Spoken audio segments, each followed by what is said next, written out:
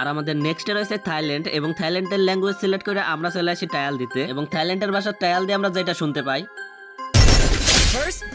আর থাইল্যান্ডের ভাষা কিন্তু ফ্রি ফায়ারের ভিতর ইংলিশ ল্যাঙ্গুয়েজে ডাবিং করা আছে। যাই হোক, এরপর আমরা পাসপোর্ট এবং ভিসা ছাড়া চলে আসি ভিয়েতনামে, এবং ভিয়েতনামের ভাষাটা কিছুটা এইরকম ছিল। আর এই ভাষাটাও কিন্তু ইংলিশে ডাবিং করা ছিল। এরপর আমরা এখান থেকে চলে যাই ইন্দোনেশিয়া, এবং ইন্দোনেশিয়াও কিন্তু সেম অবস্থা।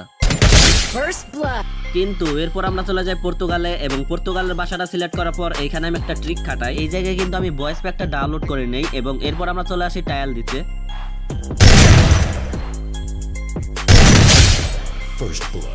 আর এই জায়গায় পর্তুগালের ভাষা কিন্তু পর্তুগালে সেট করা ছিল। রিট্রেলি ভাই, এই জায়গায় সাউন্ডটা কিন্তু জোস ছিল। তারপর আমি আরেকবার ট্রায়াল দেই।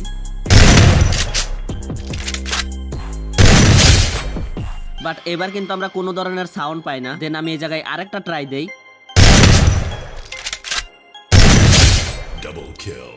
আর এইবার কিন্তু আমরা কিল সাউন্ডটা পাই, কিন্তু 3 নাম্বার কিলে কিন্তু আমাদের ডাবল কিল বলেছে। এর মানে 2 নাম্বার কিল সাউন্ড দ্বারা 3 নাম্বার কিলে বসিয়ে দিয়েছে। যাই হোক, এরপর আমরা দেরি না করে চলে আসি স্পেনে। আর আবারও কিন্তু আমি ভয়েস প্যাকটা ডিলিট করে আবার ডাউনলোড করি। এরপর আমি আবারও ট্রায়াল দেওয়ার জন্য চলে আসি। আর আমি ট্রায়াল দেওয়ার পর যেটা শুনতে পাই, কি রে ভাই, এটা কি কইলো কিছুই তো বুঝলাম না। যাই হোক, স্পেনের ভাষা কিন্তু স্পেনে ডাবিং করা আছে। চলুন আরেকবার ট্রায়াল করি।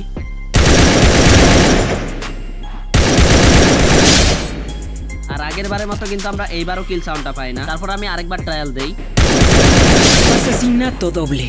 আর এবার কিন্তু আমাদের কিল সাউন্ডটা এসেছে। তো আমি বুঝতে পারতেছিলাম না 2 নাম্বার কিল সাউন্ডটা তারা দিচ্ছে না কেন। তো যাই হোক, কোনো এক সময় দিয়ে দিবে। তারপর আমি চলে আসি নেক্সটে। এরপর নেক্সটে ছিল রাশিয়া। আর রাশিয়ার ভাষাটা সিলেক্ট করে আমরা চলে আসি ট্রায়াল দিতে। আর ট্রায়াল দিয়ে আমরা যেটা শুনতে পাই, তার আগে আপনারা যারা প্রতিনিয়ত টুর্নামেন্ট খেলেন, আপনারা চাইলে টাইটানিসোস বিডিতে খেলতে পারেন। অ্যাপের লিংক পিন কমেন্টে দেওয়া আছে, অথবা যে কোনো ব্রাউজারে গিয়ে সার্চ করলে হবে টাইটানিসোস বিডি ফান। তাহলে কিন্তু আপনারা তাদের অফিসিয়াল ওয়েবসাইটে চলে যাবেন। আর তাদের ওয়েবসাইটের ইন্টারফেস কিছুটা এইরকম। এখান থেকে একটু নিচে স্ক্রল ডাউন করলে তাদের অ্যাপ ডাউনলোড করার অপশন পেয়ে যাবেন। দেন এখানে ক্লিক করে আপনারা অ্যাপটাকে ডাউনলোড করে নেবেন। ডাউনলোড কমপ্লিট হয়ে গেলে আপনারা তাদের অ্যাপের ভিতরে চলে আসবেন। এরপর আপনারা তো জানেন